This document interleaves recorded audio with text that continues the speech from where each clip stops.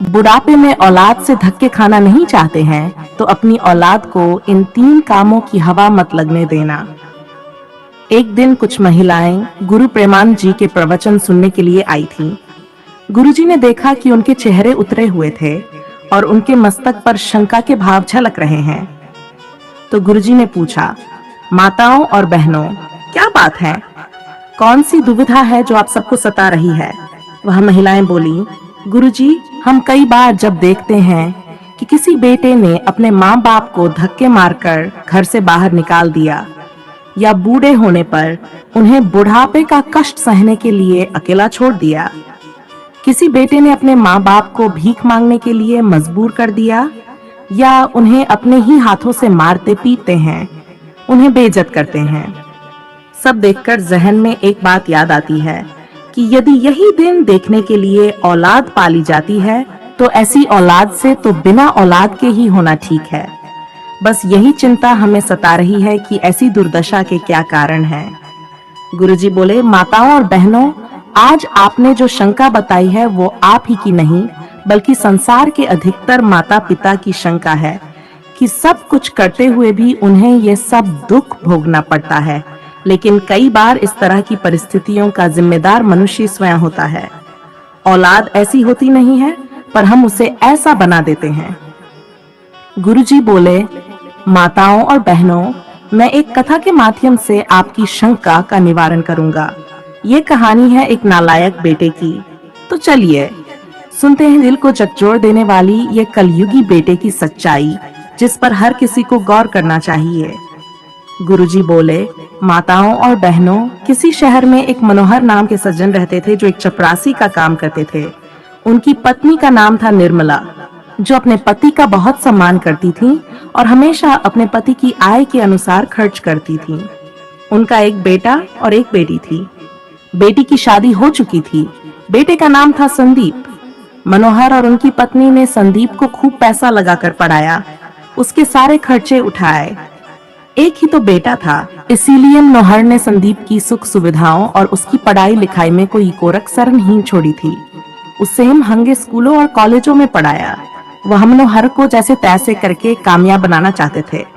Intermediate की पढ़ाई पूरी करके आगे की पढ़ाई के लिए संदीप दूसरे शहर में चला गया और वहां रहकर उसने खूब मेहनत से मन लगाकर पढ़ाई की। मनोहर ने बेटे को पढ़ाने के लिए दूसरे शहर भेजा था ताकि वह अपने सारे सपने पूरे कर सके। बाहर रहकर पढ़ते पढ़ते उसकी नौकरी लग जाती है और वहीं एक बड़े घर की बेटी से उसकी दोस्ती हो जाती है। संदीप एक दिन उस लड़की को लेकर अपने घर आता है और सारी बात अपनी माँ और बाबूजी को बताता है कि शिल्पा बहुत अच्छी लड़की है, हम दोनों एक दूसरे को कई सालों से जानते हैं। बेटे की खुशी को ध्यान में रखते हुए मनोहर ने संदीप और शिल्पा की शादी कर दी। एक सुंदर सी पढ़ी लिखी बहू को पाकर मनोहर और निर्मला बड़े खुश थे। निर्मला ने घर की सारी जिम्मेदारी शिल्पा को सौंप दी और कहा, बहू, अब घर की सारी जिम्मेदारी तुम्हारी है। हमारा क्या है, हम तो अब बूढ़े हो चले हैं। बुढ़ापे के दिन बहू और बेटे की देखरेख में अब चैन से कट जाएंगे, जैसा कि हर माँ बाप सोचते हैं। मनोहर और निर्मला ने भी सोचा। शुरू शुरू में तो सब कुछ ठीक ठाक चल रहा था, लेकिन धीरे धीरे बहू और बेटे के व्यवहार में बदलाव आने लगा। शिल्पा बड़े घर की बेटी थी, इसलिए वह अकेला रहना चाहती थी। सास ससुर अगर किसी काम के लिए उसे कहते थे तो वह मन ही मन सुलग उठती थी। वह इस बात की शिकायत अपने पति संदीप से भी करती थी। संदीप उसे समझा दिया करता था कि देखो, जितना हो सके अभी बर्दाश्त कर लो। यदि माँ और बाबूजी के प्रति अच्छा बर्ताव करोगी तभी तो सभी संपत्ति की मालिक बन पाओगी। हो सकता है तुम्हारे व्यवहार से तंग आकर माँ और बाबूजी अपनी दौलत हमारे नाम ना कराएं। एक बार उसे अपने नाम आ जाने दो, फिर बाद में आप जैसा कहोगी वैसा ही होगा। संदीप के इस प्रकार के समझाने पर शिल्पा भी अपने सास ससुर की हर तरह की बात सहन कर लेती थी और वे जो जैसा कहते वैसा कर दिया करती थी। एक दिन की बात है, मनोहर अचानक से बीमार पड़ गए। उन्हें खून की उल्टियां होने लगी। आनन फानन में निर्मला जी ने उन्हें अस्पताल में भर्ती कराया। डॉक्टर ने कहा कि इन्हें बचाने के लिए काफी पैसे का इंतजाम करना होगा। निर्मला जी ने अपने बेटे से कहा, बेटा, तुम्हारे पापा ने जो पैसे बचत करके रखे हैं उन्हें निकालने में ये भी इस समय असमर्थ हैं। तुम ही कहीं से पैसों का इंतजाम करो। गुरुजी बोले, माताओं और बहनों, पैसों का नाम सुनते ही लड़का एकदम से कहने लगा, अरे माँ, इतने पैसों का इंतजाम मैं इतनी जल्दी कहाँ से करूँगा? मामूली सी तो नौकरी करता हूँ और अभी अभी मैंने अपना नया ऑफिस बनवाने का ऑर्डर दे दिया है, उसके लिए भी काफी पैसे चाहिए। अचानक से इतने पैसों का इंतजाम करना मेरे बस की बात नहीं है। माँ ने कहा, बेटा, तुम्हारे पिता को तो ठीक कराना ही होगा, हम उन्हें इस हालत में नहीं छोड़ सकते। तुम कुछ भी करो, अपने किसी रिश्तेदार या दोस्त से पैसे उधार ले लो। तुम्हारे पिताजी जब ठीक हो जाएंगे तो वह सारा पैसा हम चुका देंगे। लड़का बोला, माँ, पिताजी के पैसे अब जरूरत पर काम नहीं आ रहे हैं। मैं तो इनसे पहले ही कहता था कि अपना सारा हिसाब किताब मुझे सौंप दो, पर पिताजी को तो शायद मुझ पर भरोसा ही नहीं था। माँ ने कहा, बेटा, इस बार उन्हें किसी तरह से ठीक करा लो। जब ये ठीक हो जाएंगे तो सबसे पहले मैं यही काम कराऊंगी। ठीक है माँ, अगर कहीं से मदद मिलती है तो मैं देखता हूँ। इस प्रकार संदीप वहां से चला गया और थोड़ी देर बाद माँ के पास लौट कर आया और बोला, माँ, आप चिंता मत करो, पैसों का इंतजाम हो गया है। मैं 1 महीने में लौटाने की बात कहकर पैसे लेकर आया हूँ। यदि 1 महीने में पैसे नहीं लौटाए तो मेरी बात खराब होगी। माँ बोली, कैसी बात करते हो बेटा, अपने पापा को ठीक हो जाने दो, हम सब चुका देंगे। इतना कहकर निर्मला मनोहर के पास चली जाती है। उधर शिल्पा अपने पति संदीप को पकड़कर एक कोने में ले जाती है और उससे पूछती है, आप बन तो रहे हो श्रवण कुमार, पर इतने पैसों का इंतजाम कहाँ से करोगे? अगर किसी से उधार लेकर दोगे तो फिर लौटाने होंगे। मैं तुम्हें 1 फूटी कौड़ी भी नहीं देने दूंगी। संदीप ने कहा, प्रिय, मैं किसी से पैसे उधार नहीं ले रहा हूँ। मेरे ही पैसे हैं, पर कुछ बड़ा पाने के लिए ऐसे छोटे छोटे खर्चे तो करने ही पड़ते हैं। जब मैं पापा के इलाज में ये पैसे लगाऊंगा तो माँ भी उन्हें उधार का समझकर जल्दी चुकाने का प्रयास करेगी। पापा के नाम सारे वही खाते मेरे नाम करवा देगी। हमें हमारे पैसे भी मिल जाएंगे और पापा की दौलत भी। जल्द ही मैं अपने ऑफिस का मालिक बन जाऊंगा। शिल्पा भी संदीप की बात का मतलब समझ जाती है। इस प्रकार कुछ दिन तक अस्पताल में रहकर मनोहर का इलाज चलता रहता है। जब उनकी सेहत में कुछ सुधार हो जाता है तो निर्मला अपने पति की छुट्टी कराकर घर ले जाती है। उन्हें तो ऐसा पता था कि उनके इलाज में लगे पैसे बेटे ने कर्जा लेकर लगाए हैं। सो एक दिन निर्मला अपने पति मनोहर से कहती है कि बेटे पर काफी कर्ज हो गया है, सो क्यों ना आपके नाम की सारी जायदाद बेटे के नाम करा दो। लेकिन मनोहर ऐसा करने से मना कर देते हैं। कहते हैं, निर्मला, जरा सोचो, हमारे पास जो पूंजी है यही तो हमारे बुढ़ापे का सहारा है। हम अभी से सब कुछ उसे देकर अपने हाथ नहीं कटवा सकते, और फिर जो कुछ मेरा है वह सब हमारे बेटे संदीप का ही तो है। आज नहीं तो कल उसे सब मिल ही जाएगा। तब निर्मला कहती है, देखो, तुम्हें नहीं मालूम, आज हमारे बेटे ने तुम्हारे इलाज के सारे पैसे कर्ज लेकर लगाए हैं। हमें उसकी भी बात खराब नहीं होने देनी चाहिए। कल को कोई बात होगी तो वह हमें संभाल लेगा। गुरुजी कहते हैं, हे देवियों, निर्मला के बार बार कहने पर मनोहर जी ने अपनी सारी संपत्ति संदीप के नाम करा दी। संपत्ति बेटे के नाम होते ही बहू और बेटे का रवैया बदल गया। अगले दिन निर्मला ने अपनी बहू शिल्पा से कहा कि बहू रानी, अपने पापा के लिए दलिया बनाकर दे दो। शिल्पा ने तपाक से जवाब दिया, 1 मिनट रुको मम्मी जी, मैं एक कागज कलम लेकर आती हूँ, उसके बाद तुम मुझे बताना क्या क्या बनाना है। गुरुजी बोले, शिल्पा ने यह बात चिढ़ते हुए कही थी। निर्मला पूछने लगी, बहू, ये तुम क्या कह रही हो? मैं कुछ समझी नहीं। तब शिल्पा कहती है, अरे बुढ़िया, थोड़ा दिमाग पर भी जोर डाल दिया करो।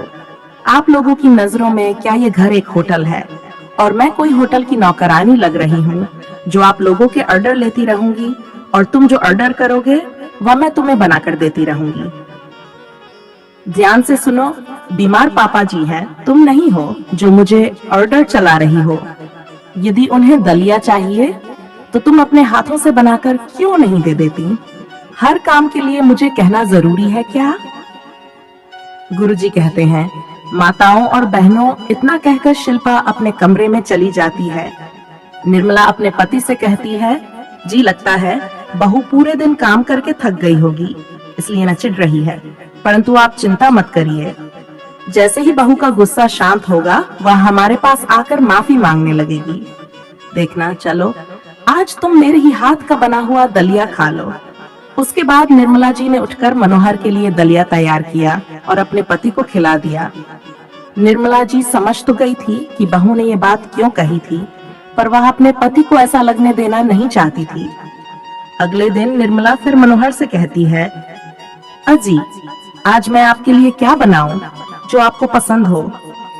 मनोहर बोले, तुम क्यों परेशान होगी, बहू है ना। निर्मला ने कहा, जी बहू को सुबह से बहुत सारे काम होते हैं, मैंने सोचा उसे बार बार क्यों परेशान करूं, इतना काम तो मैं भी कर सकती हूँ। मित्रों, मनोहर समझ तो रहे थे कि कल बहू की फटकार के कारण आज ये सब काम स्वयं कर रही है। मनोहर बोले, अजी तुम जो कुछ भी बनाओगी वह मैं सब खा लूंगा। उसके बाद निर्मला जी रसोई में जाती हैं, मगर वहां जाकर देखती हैं तो चौंक जाती हैं। अरे ये क्या, आज तो रसोई के ऊपर ताला लगा हुआ है। सोचने लगी, आज तक तो कभी रसोई के ऊपर ताला नहीं लगा, आज ये क्या हो गया। गुरुजी बोले, माताओं और बहनों, निर्मला जी ने अपनी बहू को आवाज लगाई। उधर से शिल्पा ने दो टूक जवाब दिया, अरे मम्मी जी इतना क्यों गला फाड़ फाड़ कर चिल्ला रही हो? निर्मला जी ने कहा, बहू आज तक रसोई में और पूजा घर में कभी ताला नहीं लगा, आज मैं ये क्या देख रही हूँ। शिल्पा कहने लगी, हाँ अब ताला लगाना जरूरी हो गया है, क्योंकि इस घर में अब दो भूखे जानवर रहते हैं, उन्हें हर समय भूख लगी रहती है। अब हमारा घर कोई मंदिर का भंडारा नहीं है जो 5-5 बार खाने को दिया जाएगा, इसलिए मैंने ताला लगा दिया। जब भी तुम्हारी खाने की इच्छा होती है तो मुंह उठाकर रसोई में घुस जाते हो। बहू, अब तो हम लोग तुम्हारी नजर में जानवर हो गए क्या? शिल्पा ने कहा, और नहीं तो क्या, मैं तो आप लोगों की भूख से तंग आ गई हूँ। आज से मैं डिसाइड करूंगी कि तुम्हें कब खाना है और क्या खाना है। अपनी बहू की ये बात सुनकर निर्मला गुस्से से लाल पीली हो गई। कहने लगी, तेरी ये मजाल कि हमें जानवर कहे और हमारे खाने का तू हिसाब रखेगी। ये घर मेरा है और हम इतने गरीब नहीं हैं कि खाना भी नाप तोल कर खाएंगे। जब संदीप को पता चलेगा कि तुमने हमारे साथ कैसा व्यवहार किया है तो वह तुम्हें बहुत अच्छे तरीके से सबक सिखाएगा। शिल्पा कहने लगी, हाँ तू मुझे अपने बेटे की धमकी ना दे। तेरे बेटे को तो पहले से ही सब कुछ पता है, उन्हें मालूम था कि आप लोग ऐसा ही करोगे, इसलिए तो उन्होंने तुम्हारी सारी जायदाद अपने नाम करा ली। अब तुम लोग हमारे अधीन हो, और हाँ आज से इस घर में मुफ्त की रोटियां नहीं मिलेंगी। पापा ही तो बीमार हैं, आप तो ठीक ठाक हो, इसलिए आज से पूरे घर का काम तुम ही करोगी, वरना हमें आप लोगों को उठाकर बाहर निकालने में जरा भी देर नहीं लगेगी। गुरुजी ने कहा, है देवियों, अपनी बहू की ऐसी जली कटीली बातें सुनकर निर्मला जी बिना कुछ कहे अपने कमरे में चली जाती हैं। आंखें आंसुओं से डबडबा रही थीं। मनोहर ने देखते ही समझ लिया। कहने लगे, निर्मला, इसीलिए तो मैं अपनी जायदाद संदीप के नाम नहीं कराना चाहता था। मुझे पता था कि अपनी मुट्ठी खाली होते ही सब लाठी मारेंगे। मैं आपके ही कहने पर सारी संपत्ति उन्हें दे दी, पर वह इतना नीचे गिर जाएंगे ये तुमने कभी नहीं सोचा था।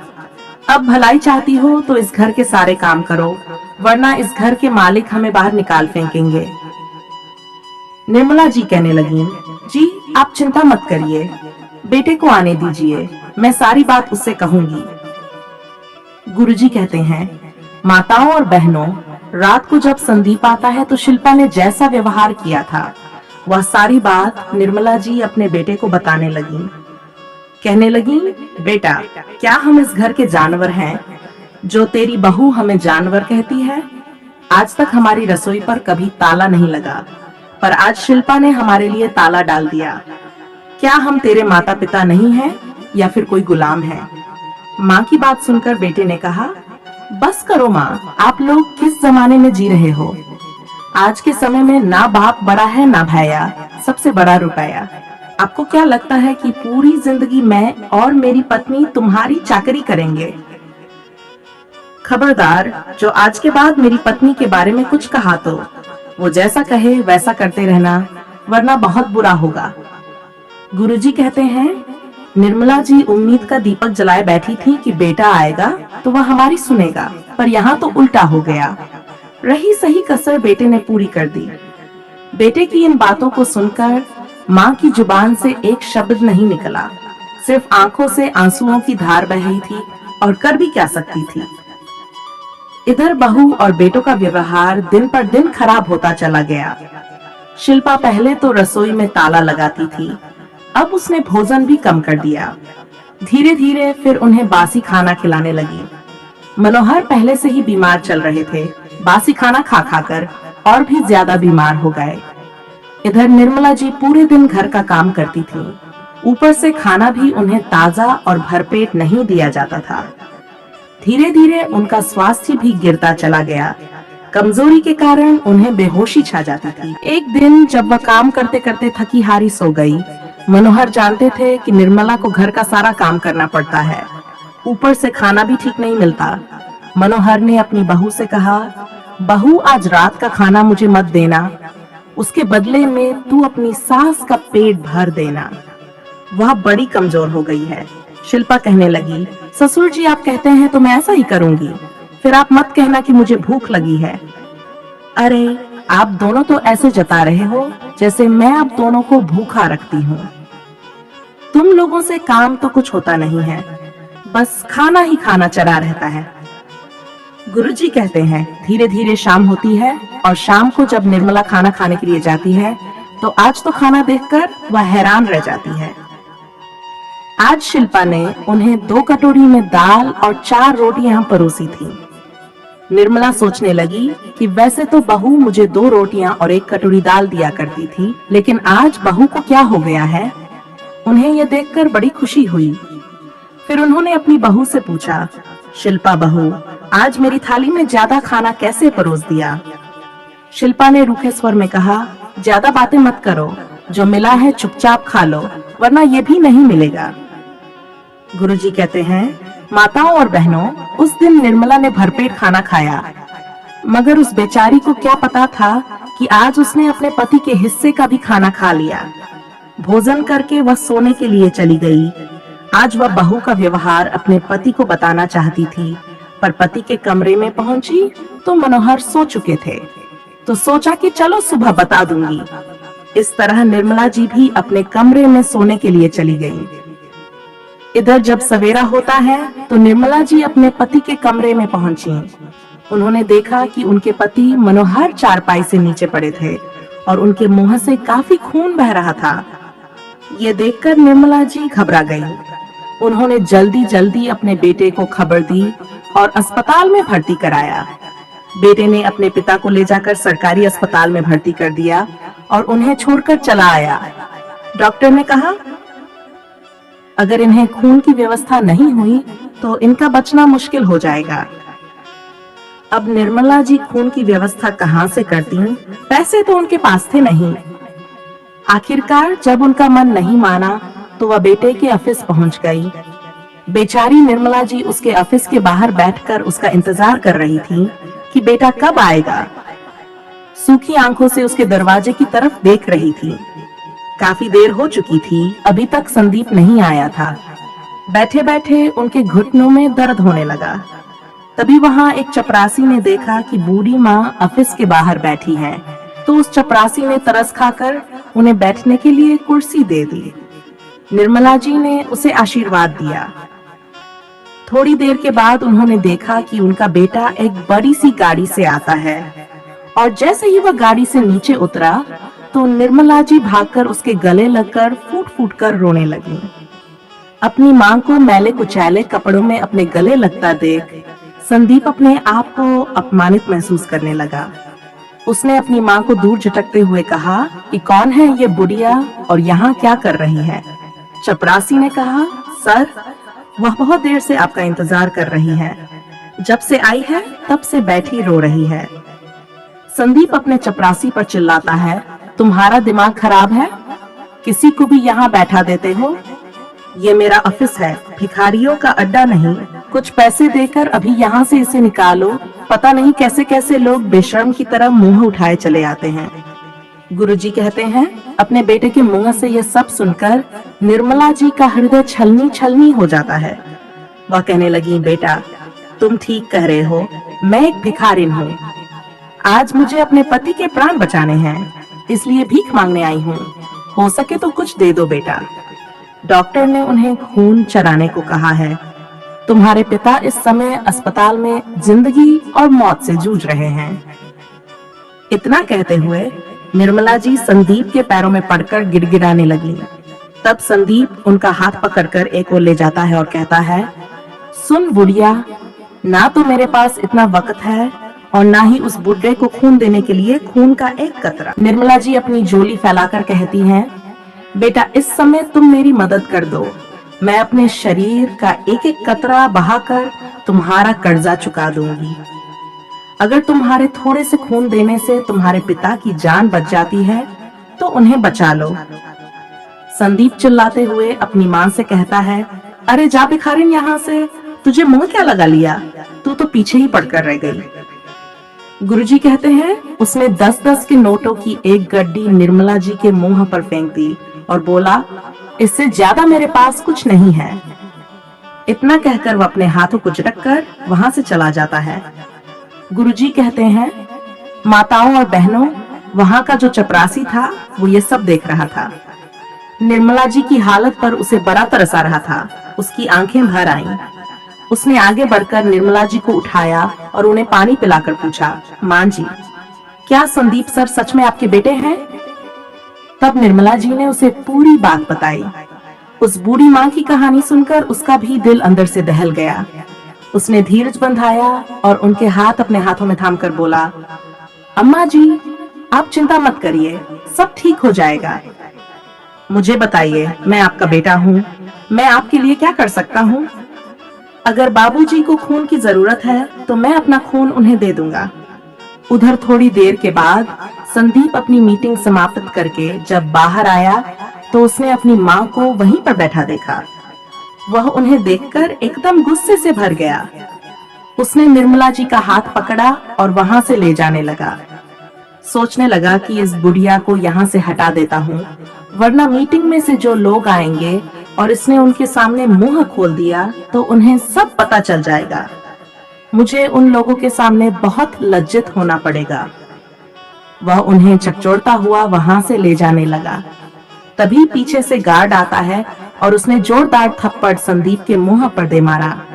तमाचा इतना जोरदार था कि ऑफिस के अंदर जितने लोग काम कर रहे थे वे सभी लोग बाहर आ गए। सब लोग संदीप को ऐसा करते देख उसे कोसने लगे कि शर्म नहीं आती अपनी माँ के साथ ऐसा दुर्व्यवहार करते हुए। संदीप ने कहा, तुम्हारी हिम्मत कैसे हुई अपने बॉस के ऊपर हाथ उठाते हुए? मैं तुम्हें अभी नौकरी से निकाल सकता हूँ।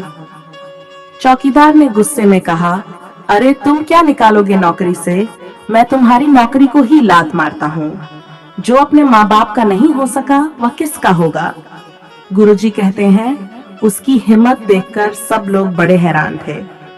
संदीप अपने गाल को पकड़े खड़ा था। उसने निर्मला जी का हाथ पकड़ा और बोला, चलो मान जी, मैं अपना खून दूंगा तुम्हारे पति को।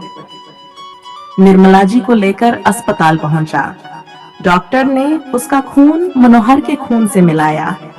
संयोग से दोनों का ब्लड ग्रुप एक सा था। उसने अपना ब्लड मनोहर जी को चढ़ा दिया।